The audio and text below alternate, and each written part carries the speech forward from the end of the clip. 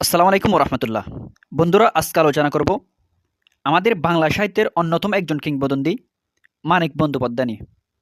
তার একটি সামগ্রিক পরিচয় হচ্ছে তিনি একজন ভারতীয় বাঙালি কথাসাহিত্যিক। তিনি হচ্ছেন ভারতীয় বাঙালি কথাসাহিত্যিক। কথাসাহিত্যিক কারা? মূলত যারা কবিতা লেখালেখি বাদ দিয়ে বিভিন্ন গল্প এবং উপন্যাস লিখেন, তারাই কিন্তু কথাসাহিত্যিক। এই মানিক বন্দ্যোপাধ্যায় ছিলেন একজন কথাসাহিত্যিক, শ্রেষ্ঠ কথাসাহিত্যিক। আজকে আমরা তার পারিবারিক জীবন থেকে শুরু করে তার জন্ম, শিক্ষা এবং তার সাহিত্য জীবন সম্পূর্ণ একটু ব্যাখ্যা করার চেষ্টা করব। এবং আমরা ফোকাস করব যেন পরীক্ষার মধ্যে যে তোমাদের ভার্সিটি বা অ্যাডমিশন পরীক্ষার মধ্যে যেগুলো আছে এগুলোকেও একটু ফোকাস করার। আচ্ছা, মানিক বন্দ্যোপাধ্যায় বিহারের সাঁওতাল পরগনা জেলায় সাঁওতাল পরগনার ধুমকায় 1908 খ্রিস্টাব্দের 9 মে জন্মগ্রহণ করেন। তাহলে তার জন্মসন হচ্ছে 1908 9 মে। 1908 9 মে তার জন্মসাল। আচ্ছা, এবং তার জন্মস্থান হচ্ছে, আমি একটু ব্যাখ্যা করার চেষ্টা করি। দেশ হচ্ছে ভারত, দেশ হচ্ছে ভারত এবং রাজ্য হচ্ছে বিহার। দেশ ভারত, রাজ্য বিহার এবং প্রশাসনিক বিভাগ, প্রশাসনিক বিভাগ হচ্ছে সাঁওতাল পরগনা এবং জেলা হচ্ছে দুমকা। তাহলে রাজ্য হচ্ছে বিহার, তারপর প্রশাসনিক বিভাগ হচ্ছে সাঁওতাল পরগনা এবং জেলা হচ্ছে দুমকা। এটি হচ্ছে ব্রিটিশ ভারতীয় অনুসারে। সে যেহেতু ব্রিটিশ ভারতীয়, অর্থাৎ যখন ব্রিটিশের শাসন আমল ছিল সেই সময়ের আঞ্চলিক বিভাগ হচ্ছে এটি। তবে বর্তমান ভারতীয় হিসেবে কিন্তু আরও একটু রদবদল ঘটে। সেটা হচ্ছে এখন হবে দুমকা জেলা এবং ঝাড়খণ্ড রাজ্য। দুমকা জেলা ঝাড়খণ্ড রাজ্যের মধ্যে তার জন্মস্থান। কিন্তু তার পৈতৃক নিবাস হচ্ছে আমাদের ঢাকার মধ্যে, ঢাকার বিক্রমপুরের লৌহজং থানায়। তার পৈতৃক নিবাস হচ্ছে তার ঢাকার বিক্রমপুরের লৌহজং থানায়। এটি কিন্তু মনে রাখবে। তাহলে তার জন্মস্থান ওখানে কেন, বিহারে কেন? এটার উত্তর হচ্ছে তার বাবা একজন সরকারি কর্মকর্তা ছিলেন, তা যার ফলে তার বিভিন্ন বদলির কারণে, ওই বিহারে বদলি হওয়ার কারণে তার জন্মস্থানটা ওখানে হয়। এবং তোমরা মনে রাখবা, আমাদের এই মানিক বন্দ্যোপাধ্যায়ের মাও কিন্তু এই বিক্রমপুরের একজন মেয়ে ছিলেন। এখানে পৈতৃক নিবাসের যেহেতু একটু কথা আসছে, সে সূত্রে আমি বলে থাকি, আমরা যে বিভূতিভূষণ বন্দ্যোপাধ্যায় দেখতে পাই, ওই বিভূতিভূষণ বন্দ্যোপাধ্যায়ের জন্ম এবং পৈতৃক নিবাস কিন্তু ভিন্ন। বিভূতিভূষণ বন্দ্যোপাধ্যায়ের পৈতৃক নিবাস হচ্ছে ব্যারাকপুর। বিভূতিভূষণ বন্দ্যোপাধ্যায়ের পৈতৃক নিবাস হচ্ছে ব্যারাকপুর, আর মানিক বন্দ্যোপাধ্যায়ের পৈতৃক নিবাস হচ্ছে ঢাকার বিক্রমপুর। এই দুটো বিষয় খুব সুন্দর করে মনে রাখবা। তাহলে এইগুলো তার জন্মসন এবং জন্মস্থান নিয়ে। এবার হচ্ছে তার পারিবারিক দিকে আসি। মানিক বন্দ্যোপাধ্যায়ের পিতার নাম হরিহর বন্দ্যোপাধ্যায়। তাহলে মানিক বন্দ্যোপাধ্যায়ের পিতার নাম কি? হরিহর বন্দ্যোপাধ্যায়। এবং মাতার নাম নীরদা সুন্দরী। নীরদা সুন্দরী। এবং এটা মনে রাখবা, মানিক বন্দ্যোপাধ্যায় কিন্তু হরিহর বন্দ্যোপাধ্যায় এবং নীরদা সুন্দরীর এই দাম্পতির 14 সন্তানের অষ্টম সন্তান ছিলেন। অর্থাৎ তাদের 14 সন্তান ছিল, তাদের মধ্যে অষ্টম ছিলেন এই আমাদের মানিক বন্দ্যোপাধ্যায়। এটি মনে রাখবেন। এবং তার পিতৃপ্রদত্ত নাম প্রবোধ কুমার বন্দ্যোপাধ্যায়। অর্থাৎ তার মাতা পিতা তার যে নাম রাখেন সেটা হচ্ছে প্রবোধ কুমার বন্দ্যোপাধ্যায়, এবং তার সার্টিফিকেট নেমও কিন্তু এই প্রবোধ কুমার বন্দ্যোপাধ্যায়। তাহলে তোমরা বলতে পারো এই মানিক বন্দ্যোপাধ্যায় নামটি কোথা থেকে আসে? এই মানিক বন্দ্যোপাধ্যায় মূলত ছিল তার ডাকনাম। তাকে কালো মানিক হিসেবে ডাকা হতো। তাকে কি হিসেবে? যেমন আমাদের ক্ষেত্রে বাবু, ফুতু এরকম ডাকে, সেরকম তাকে কিন্তু কালো মানিক হিসেবে ডাকা হতো। এবং এই ডাকনামটা কিন্তু তিনি তার প্রথম যে অতসীমামি গল্প আছে ওই গল্পের ছদ্মনাম হিসেবে এই নামটি ব্যবহার করেন। ফলে কিন্তু এই নামটি প্রসিদ্ধতা পায় বা বেশি প্রকাশ পায়। সেজন্য আমরা এই নামটি নামে তাকে চিনি। এবং তাহলে তার ডাক নাম কি? মানিক বন্দ্যোপাধ্যায়। এখানে যেহেতু তার নাম নিয়ে কথা আসছে, আমি আরও কয়েকটা ইনফরমেশন দিই। একটা হচ্ছে তার সাহিত্যে পরিচিত নাম হচ্ছে মানিক বন্দ্যোপাধ্যায়। পিতৃপ্রদত্ত নাম হচ্ছে প্রবোধ কুমার বন্দ্যোপাধ্যায়। ডাক নাম হচ্ছে মানিক। কিন্তু জন্মপত্রিকায় তার নাম হচ্ছে অদরচন্দ্র। জন্মপত্রিকার নাম হচ্ছে অদরচন্দ্র। এখন প্রশ্ন করতে পারো, জন্মপত্রিকাটা কি? জন্মপত্রিকা হচ্ছে, আমরা মূলত একটা বিষয় জানি, হিন্দু ধর্মের মধ্যে বিভিন্ন জ্যোতির্বিদ্যা বা যে জ্যোতিষী গণনা ইত্যাদির কিন্তু হিসাব নিকাশ আছে।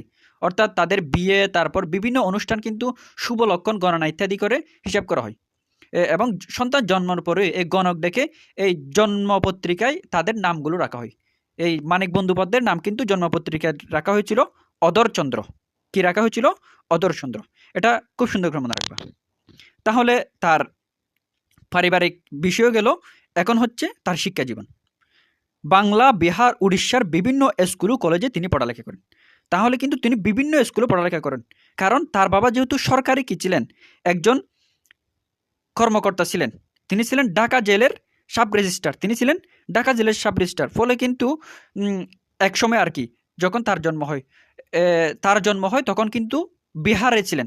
অর্থাৎ এক এক সময় এক এক জায়গায় তার কর্মক্ষেত্র হয়েছিল, কখনো বাংলায়, কখনো বিহারে, কখনো উড়িষ্যায়। সেজন্য কিন্তু তার পড়ালেখার স্থানটাও বিভিন্নভাবে হয়। তবে তার যে এইচএসসি যে স্কুলগুলো থেকে হয়েছে সেগুলো একটু বর্ণনা করি। তার এইচএসসি হচ্ছে মেদিনীপুর জেলা স্কুল থেকে। এসএসসি তখনকার সময় এটাকে প্রবেশিকা বলতো। তাহলে তার প্রবেশিকা হচ্ছে মেদিনীপুর জেলা স্কুল থেকে। এবং আইএসসি অর্থাৎ ইন্টারমিডিয়েট অন সায়েন্স, তিনি কিন্তু বিজ্ঞান নিয়ে পড়ালেখা করেছেন এবং তার বিএসসি ছিল গণিত নিয়ে। তাহলে আইএসসি ছিল মিশন কলেজ থেকে, তার বাঁকুড়া মিশন কলেজ থেকে তার আইএসসি বা ইন্টারমিডিয়েট ছিল।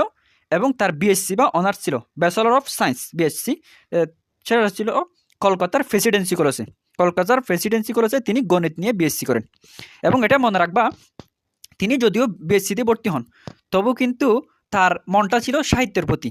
তিনি অঙ্কের ক্লাস করতেন বটে, কিন্তু তিনি ক্লাসে বসে বসে বিভিন্ন সাহিত্যের পটগুলো কী করতেন, অঙ্কিত করতেন।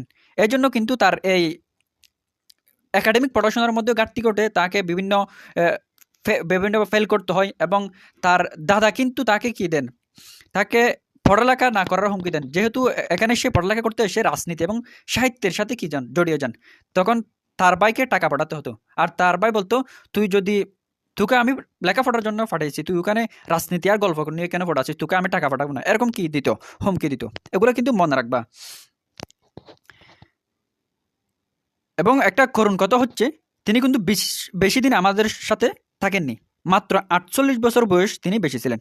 মাত্র 48 বছর বয়স বেশি ছিলেন। অর্থাৎ তার জন্ম হচ্ছে 1908 এবং মৃত্যু হচ্ছে 1956। তাহলে মোট তার বয়স ছিল তার মোট বয়স ছিল কত? 48 বছর। তার মোট বয়স ছিল কত? 48 বছর। বুঝতে পারছো?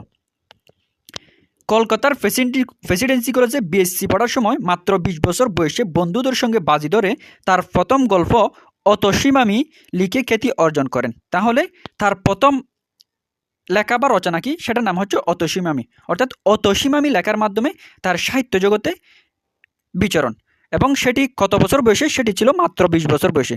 মাত্র 20 বছর বয়সে এই অতসীমামি গল্পটি লেখেন এবং বন্ধুদের সাথে বাজি ধরে। বাজিটা কীরকম ছিল? ঠিক এরকম। অর্থাৎ তারা কয়েকজন সাহিত্য নিয়ে আলোচনা করছিল। ঠিক ওই সময় মানিক বন্দ্যোপাধ্যায় কী বলে, বাজি ধরো যে আমি 2-3 মাসের মাধ্যমে এমন একটা গল্প লিখবো যেটা ভারতবর্ষ পত্রিকা বলো, বিচিত্রা পত্রিকা, বিশেষ করে বিচিত্রা পত্রিকার মধ্যে অবশ্যই স্থান করে নেবে। এরকম একটা বাজি ধরেন বন্ধুদের সাথে। এবং ঠিক কিন্তু ওই গল্পটা তার প্রকাশই হয়। অতসীমামি গল্পটা কিন্তু বাজি ধরে তিনি লেখেন এবং বিচিত্রার মধ্যে এই গল্পটি প্রকাশ পায়। ফলে কিন্তু তার নামটি কি হয়ে যায়, সাহিত্য জগতে পরিচিত হয়ে যায়। এবং সেখানে তিনি তার লেখার নাম হিসেবে মানিক বন্দ্যোপাধ্যায় নামটি দিয়েছিলেন। আচ্ছা, এটা ছিল কিন্তু তার লেখালেখির শুরুর গল্প। তারপর জীবনের বাকি 28 বছর নিরবচ্ছিন্নভাবে লিখে গেছেন। তাহলে তার 28 বছর কিন্তু নিরবচ্ছিন্নভাবে তিনি বা কন্টিনিউয়াসলি লিখে গেছেন। মাঝে বছর 3 মাত্র তিনি চাকরি ও ব্যবসায়িক কাজে নিজেকে জড়ালেও বাকি পুরোটা সময় তিনি সার্বক্ষণিক সাহিত্যিকভাবে নিয়োজিত ছিলেন। অর্থাৎ পুরো জীবন সাহিত্যের সাথে কিন্তু তার কি ছিল, সম্পৃক্ত ছিল। সেজন্য কিন্তু তাকে অনেক কষ্টের মধ্যে দিয়ে তার জীবনটা অতিবাহিত করতে হয়েছিল। সেজন্য তিনি বলেছেন, তোমরা কেউ নিজের রুটি রোজগারের ব্যবস্থা না করে সাহিত্য এসো না, কারণ যদি আসো আমার মতো কষ্টের সাথে জীবনযাপন করতে হবে। এমনকি কথিত আছে যে যেদিন তিনি মারা যাবেন তার আগের দিন কিন্তু তাকে আদালতে হাজির করতে হতো, কারণ তিনি বাসা ভাড়া দিতে পারেননি। মালিক কি করেন, তার বিরুদ্ধে গ্রেফতারি পরোয়ানা বা তার বিরুদ্ধে মামলা করেন। সেরকম একটা কিন্তু খারাপ পরিস্থিতির মধ্যে দিয়ে তাকে যেতে হয়েছে। যদিও তিনি গণিতে বিএসসি করেছেন, সাহিত্যে প্রেমের কারণে তাকে কিন্তু যেহেতু সাহিত্যের তেমন কি নাই, এ টাকা নাই ওই ফিল্ডে, সেজন্য কিন্তু তাকে খুব কষ্টে বা খুব শোষিতভাবে জীবনযাপন করতে হয়।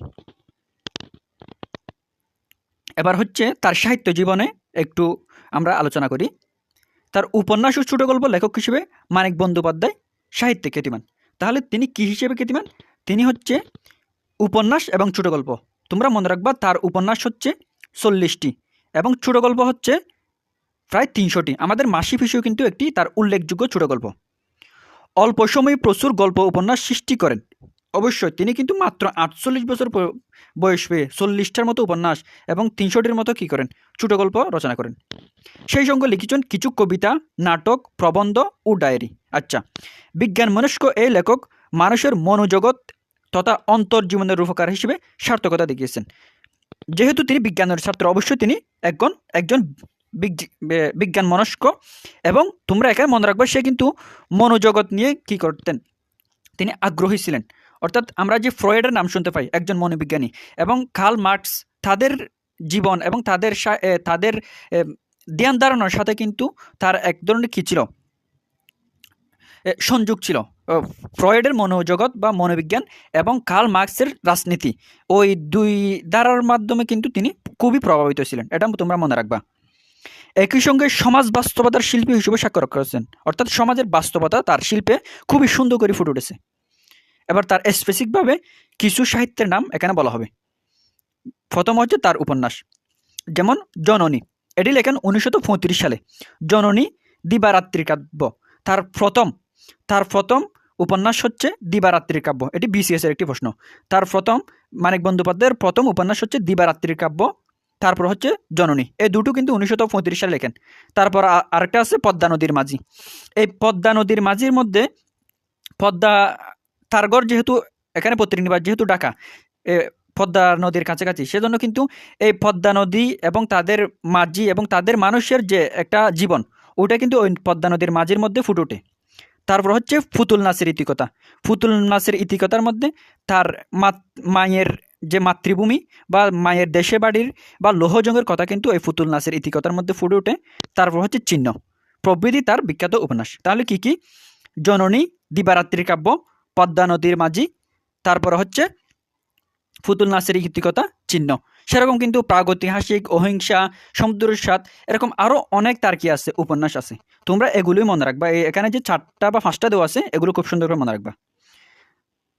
এখন তার ছোট গল্পের কথা বলবে। ছোট গল্পের মধ্যে উল্লেখযোগ্য হচ্ছে প্রাগৈতিহাসিক, সরীসৃপ, সমুদ্রের স্বাদ, কুষ্ঠরোগীর বউ, টিকটিকি, হলুদ পোড়া, আজকাল পরশুর গল্প, হারানোর নাচ জামাই, ছোট বকুল ফুলের যাত্রী। এগুলো কিন্তু তার ছোট গল্প। তার কিন্তু প্রায় 300টির মতো কি আছে, ছোট গল্প আছে। এখানে মাত্র কয়েকটি যা উল্লেখযোগ্য তা দেওয়া হয়েছে।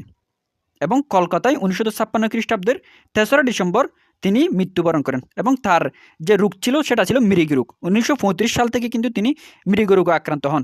ফলে এটা আজ সময়ের সাথে সাথে এটা জটিল হতে থাকে এবং 1956 সালে গিয়ে মাত্র 48 বছর বয়সে গিয়ে এটা তার মৃত্যুর কারণ হয়ে দাঁড়ায়। এটা ছিল কিন্তু মানিক বন্দ্যোপাধ্যায়ের একটা সামগ্রিক জীবনী। তাহলে তোমরা এখানে কি কি মনে রাখবা? এখানে মূলত তার পৈতৃক নিবাস যে বিক্রমপুর, ওটা মনে রাখবা খুব সুন্দর করে। তারপরে তার পিতৃপ্রদত্ত নাম প্রবোধ কুমার বন্দ্যোপাধ্যায়, এটা মনে রাখবা। এবং ডাকনাম মানিক, এটা মনে রাখবা। আর তার মাত্র 20 বছর বয়সে তার প্রথম অতসীমামি গল্পটি কী হয়, প্রকাশিত হয়, এটা মনে রাখবা। আর যে উপন্যাসগুলোর কথা দেওয়া আছে সেগুলো একটু চোখ বুলিয়ে রাখবা। আশা করি তোমরা বুঝতে পেরেছো। আর না বুঝলে অবশ্যই আমাকে জানাবা। জাযাকুমুল্লাহ ফর ওয়াচিং।